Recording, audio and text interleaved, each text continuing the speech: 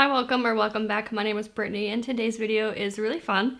We are going to be doing a book versus movie showdown. I have 5 different books and their corresponding movies to discuss, so let's just get into it and see who wins each round. The first book I want to talk about is Perfume, the Story of a Murderer by Patrick Suskind. This book is about Jean-Baptiste Grenouille in 18th century France, and he does not have a good go at life. He is born in a fish market and his mom tries to get rid of him. Then he ends up in orphanage after orphanage. He's kind of an odd and isolated, strange kid growing up, and he is very obsessed with smells. Like, that is one skill set he has. And when he is a young teen, he ends up, or young adult, he ends up working at a tannery, which then leads him to a perfumist. And he gets hired as an apprentice for this perfume shop after he recreates France's most popular perfume, on site, no training, just by smelling things and putting it together. And the perfume shop owner had been trying to do this for years because he wasn't as successful as the other perfumists in France. And so he hires Jean-Baptiste, and through that process, he learns a lot about the perfume world and skill. His obsession turns deadly when he catches the scent of a young, beautiful virgin. And it's just a wild ride from there. The book itself was fine. I think the story, great, phenomenal, but just how it was delivered in the story, it was okay. The main issue I had with it was really just the pacing. The book started off pretty quick, pretty quirky and funny, and then the middle just really slogged for me. It took a long time to get through it, and then the end was very explosive and weird and crazy. The book itself just felt super long for only being 260 pages. It's a fairly short book, but I just was struggling to get through the middle. I was like, come on, let's go. Now, let's chat about the movie for a second. So this movie came out in 2006, I believe, and I have actually seen this movie twice. So the first time I saw this movie, I think I was probably 13 or 14. It was one of those things where parents got a movie from Blockbuster and we had a movie night, but they inevitably fell asleep, and then I was up watching this movie. And if you know how the book or the movie ends, you can imagine watching this as a young teenager would have been it was very interesting, to say the least. The movie itself is really well done. I think I appreciate it so much because it fixes the pace issue I had with the book while staying so true to the actual content, plot, character work, all of the things that happen in the book. The movie does great. It just speeds up that middle chunk of Jean-Baptiste's story. And it flows a lot better. It's still action-packed. It has some of this grim humor throughout, and it really worked for me. I will also say just the cinematography in general, how they filmed the way Jean-Baptiste experiences smell and his just interactions with scent in the world was really fascinating. I really liked how they did that. Just the imagery is so beautiful. But then it was also really strange to watch him do some of these things because you're like, oh my god, this is so weird. Because yeah, he does smell people and it's very strange. But in an interesting way. The movie was done really well. The ending is iconic in my opinion. I think the ending scenes and just how the story of him ends is pretty wild. It is not something I think most people would expect, but it's just so good. I really, really like it. So with that being said, for Perfume, Story of a Murderer, the movie wins for me. The next one to chat about is Howl's Moving Castle by Diana Wynne Jones. This follows Sophie, and she unfortunately catches the attention of the Witch of the Waste and turns her into an old woman. She's late teens, early 20s, working at her family's hat shop, and the next thing she knows, she's 80 years old. It's quite comical. She is looking for Howl, Wizard Howl, and his moving castle in hopes that he can undo this curse and get Sophie back to her normal age and body. Throughout this, she ends up learning that Howl has a curse of his own. She meets a fire demon named Calcifer, and all of the quirky people within this world, because it is a very magical, fun place. The book. Let's talk about the book for a second. I read this fairly recently, And the more I've sat on it, the more I think the book is like 2 stars. I did not like the book. I don't know, my issues with it. So I thought the writing style was really interesting, and I still can't really verbalize my experience with it that well. But at times it felt super young, super middle grade, which is fine. It was easy to read, very digestible. But then there were other moments where I was just so confused at the writing. Like, I didn't understand, like, what was being said. And I don't know if that's a personal problem or if, like, objectively, like, the writing is strange, because this book has a lot of big feelings behind it for a lot of people, especially if they encountered it, like, in their childhood. Like, this is a very nostalgic read for a lot of people. It is very, like, highly rated on Goodreads. A lot of people love it, and, like, they'll take no criticism. So, I don't know. This is hard to, like, review because I couldn't find, like, specific examples. It was more so just my experience where I was like, well, that was a weird choice. And then I just kind of moved on. There are a few differences with the actual plot of the book versus the movie. So in the book, one of Sophie's sisters has a very convoluted, like, long stretched plot about a romantic interest that does connect to the main characters, but it's just kind of like meandering, and I was honestly very lost at, like, what the point was. In the movie, her sister's story is pretty streamlined. Another main difference is Wizard Howl himself. And this is where the reviews get interesting online, because a lot of people, again, think the character work is so much better in the book. And, like, Howl and Sophie are so realized, like, their character depth is amazing. But for me, they felt really flat. They felt pretty two-dimensional, and just Howl's character was very strange. So in the book, he frequently goes through this magic door in his moving castle. He, like, turns a dial, and that opens doors to different places. And he frequently goes in and out of these doors and is always missing because he is looking for women, like adult, like young girls, whatever, to fall in love with him. And then as soon as they fall in love with him, he, like, pulls away and goes on to the next girl, which, like, that's just very strange to me. Like, that's never explained, like, what the point of that is. Like, he's just, like, out there trying to get girls and then, like, ghosts them. Like, I don't know. I didn't really like that. In the book, he does disappear frequently, but it's more so to be an integral part in the war that is more of a plot in the movie and more of a backseat in the book. So definitely some changes there. The movie, if you have not seen the movie, you can maybe guess where this is going, but I highly recommend. The movie came out in 2004. This is directed by Miyazaki and part of Studio Ghibli's, like, animation world. It's kind of like the Japanese Disney. They have so many wonderful movies as part of that franchise. So if you have never heard of it or checked it out, I really do encourage you to do so. I think a lot of those movies can be crowd pleasers for both kids and adults, or something you can enjoy together. This movie is interesting. So I mentioned the war being a bigger role in the movie versus the book. And that is because there's a lot of anti-war propaganda. And this was kind of following the Iranian war, and Miyazaki was very much against this. And so you can see some of those anti-war influences seep across the screen. Those are kind of the main differences between the two. But honestly, like, just like the book is nostalgic for some people, the movie is very nostalgic for me.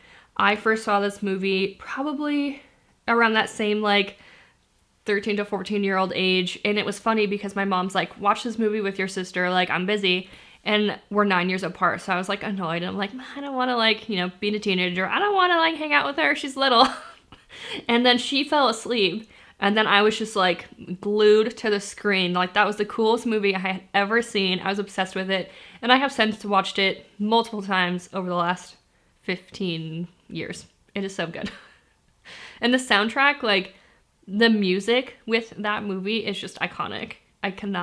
It's so good. I also just really love the animation style. It is so stunning and whimsical and magical, and all of those Studio Ghibli movies have just a very similar feel and vibe with their animation, and it's just so stunning. I personally just enjoyed the characters, the character work, the storyline, like the animation, all of that from the movie compared to the book. The book was just kind of lackluster, and I think if you do want to check out this story, and you have not seen the movie and you want to, but you also are someone who enjoys checking out the books first, I would really encourage you to read it first. Even though it wasn't really for me, I think if you have the movie in your mind, it'll be a lot harder for you to do your own world building. Like, I know what these characters look like. I know what his castle is. I know how Castle for the Fire Demon is. Like, I've seen the movie so many times, and so when I was reading this, I just kept picturing the movie. Like, and then this was super different, and then my brain was like getting all weirded out. With all that being said, if you do want to check this out, go for it. But round 2 goes again to the movie. The next book I want to talk about is Christine by Stephen King. I listened to this audiobook last year. I think it was last year. And this is narrated by Holter Graham. And I was specifically recommended the audiobook experience for this based on how the story progresses. You hear our narrator get crazier and crazier as it goes, and that was a really enjoyable listening time. This story follows Dennis and his best friend Arnie, and Arnie buys a 1958 Plymouth Fury with intentions of fixing it up. With the friend dynamic between Dennis and Arnie is kind of nerdy, he has acne scars, like he's just very unsure and insecure, and Dennis is like your normal like high school boy, and they've just been best friends forever.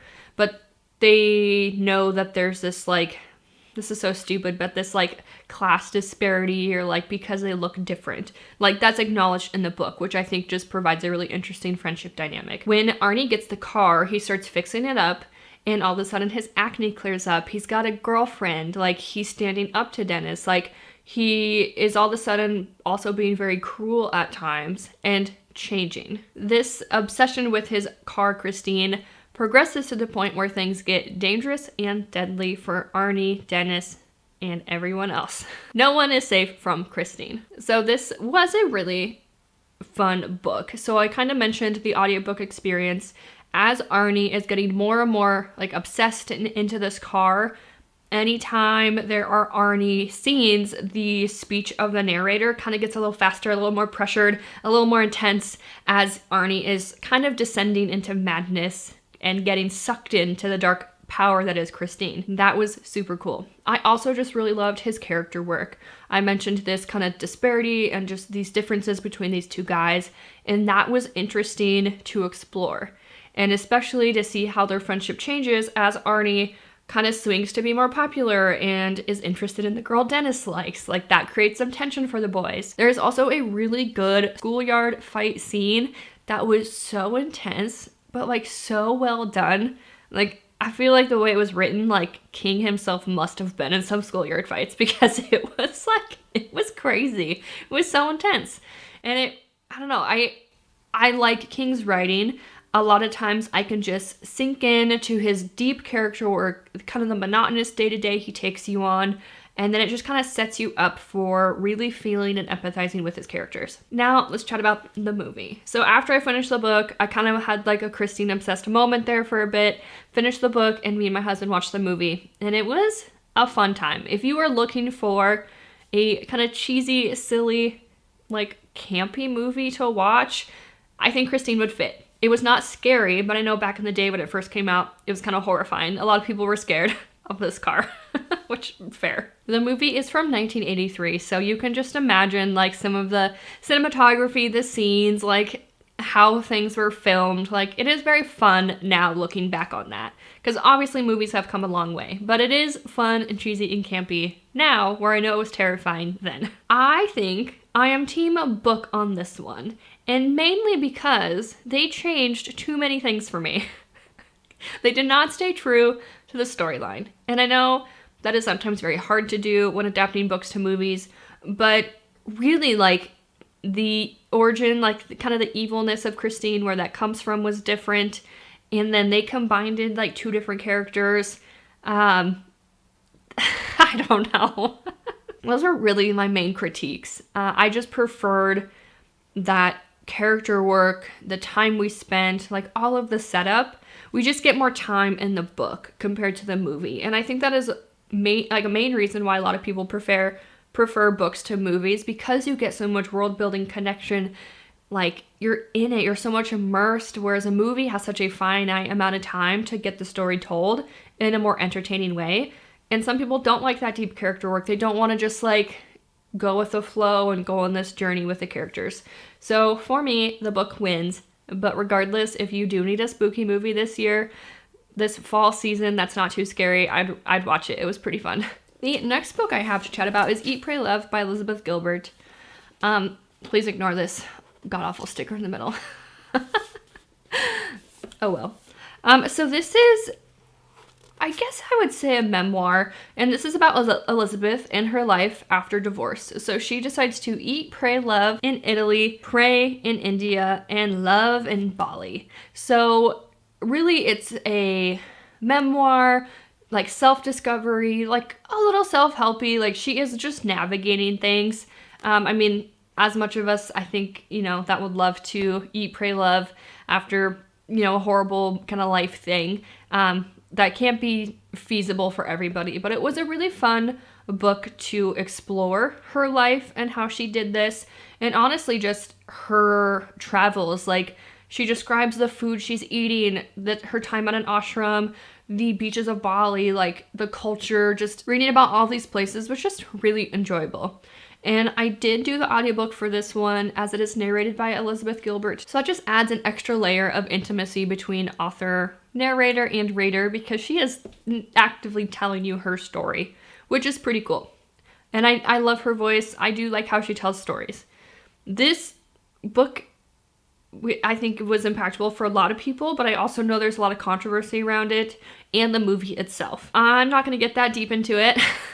I read the book, watched the movie kind of a while ago, but I will say I think both are pretty enjoyable in that you get to read about all these really fun places, and then just actually seeing it on screen was pretty fun too. I do think, very similar to Christine, you get a little bit more from the book, obviously. I mean, you're getting her inner thoughts, how she's working through this, how she's processing things. Her time at the ashram was just really fun. I read other yogic-based memoirs, and I just thought that was really interesting. Yeah, I thought it was an enjoyable read. I watched the movie, and from what I remember, I enjoyed the movie. But again, I think the book wins on this one, just because it's a little bit deeper, but it was still fun to see all these things on the screen. The last one I have to talk about is A Man Called Ove by Frederick Bachman. So this book follows Uwe, and he is a grumpy curmudgeon of a very particular older man who lives in not a gated community, but a very structured neighborhood. And he kind of is in charge of things and like gets frustrated. He's kind of type A. Like, when things aren't done, when people aren't following the rules of the neighborhood, he does get frustrated and will call you out on it. He's kind of just like your grumpy older man kind of stereotype that I'm sure we've all met. Through this book, we discover that actually at the very beginning, we discover that Uwe is actually trying to kill himself because he is sad and done with life and wants to join his late wife.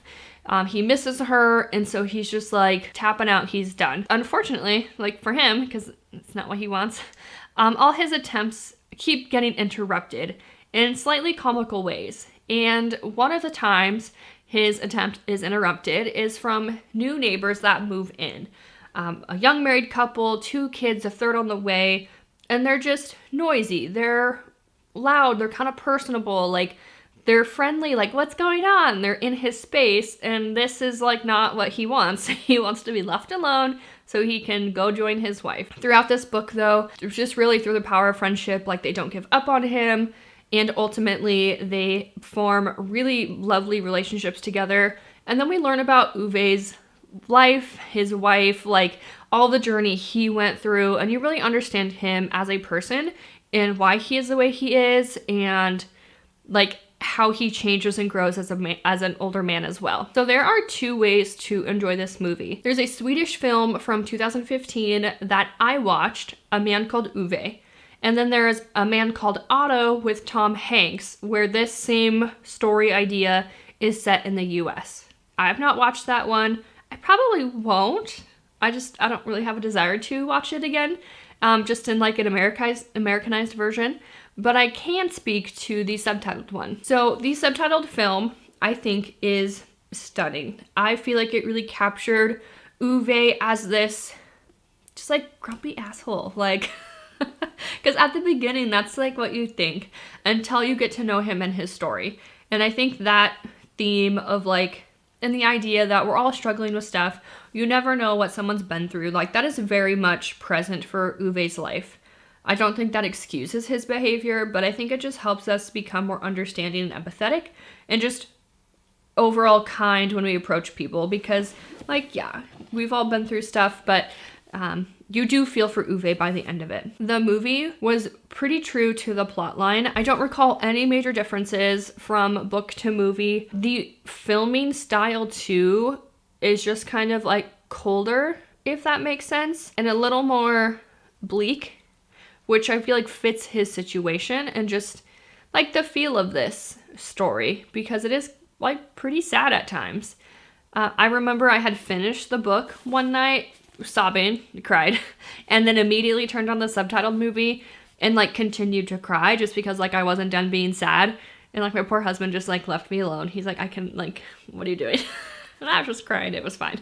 I did watch the trailer for A Man Called Ove. It seems like it's a little more upbeat. It seems brighter in filming. It just seems maybe a little sillier. So I don't know. If you have watched A Man Called Ove, let me know what you think down below and if I should check it out. The duo I've done feels pretty complete for me. I don't know if I really need to check it out, but if you have like strong feelings about it, let me know. I'm always open to like reevaluating my own preferences. So I think either way, if you picked up the book or watched the subtitle movie, I think you would have a good time. Truthfully, I think this round is a tie for me, because the book and the subtitled movie they were just so well done. I feel like it really brought this to life. It did it justice. Obviously, like there's just a little bit more kind of meat and potatoes in the book, but really you get Uwe's life. You get the relationships with the neighbors. Like I said, I don't think there's any major differences or like plot deviations, which can sometimes be frustrating as a reader. But overall, I think this is a tie and I highly recommend either option. That is it, you guys. That was kind of my first round of a book versus movie.